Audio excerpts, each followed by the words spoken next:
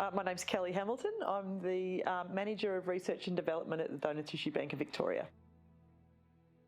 It's quite a varied role. There's a lot of processes that I need to do to make sure that our processes are valid, so make sure that the things that we do to manufacture the tissue are consistent and comply with regulations. The other big part of my role is developing new tissue products that can be used by surgeons in their recipients that are needed. So we have to take the tissue within 24 hours of a person's death or the time that they were last seen alive. So our amazing nurses that I work with, they're contacting families at a really, really critical time.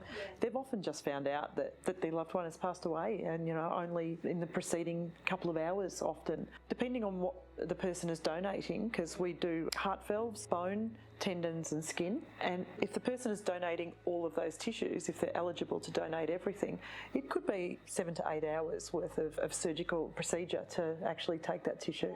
So we're working in a really, really quick time frame.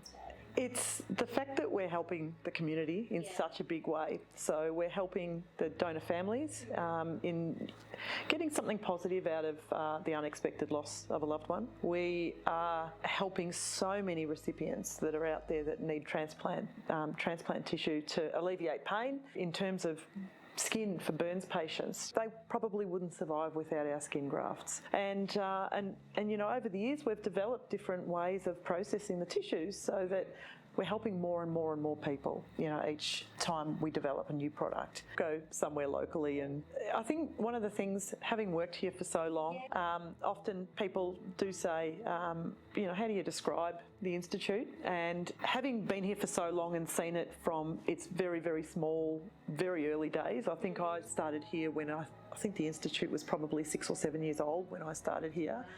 And to here it is now, I've seen it grow from a very, very small organisation to a much, much broader organisation, but the core family element is still there. I actually think of this as my second family.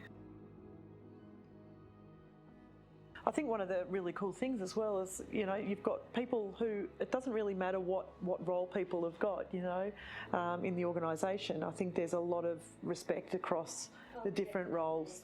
I do love what I do, yeah.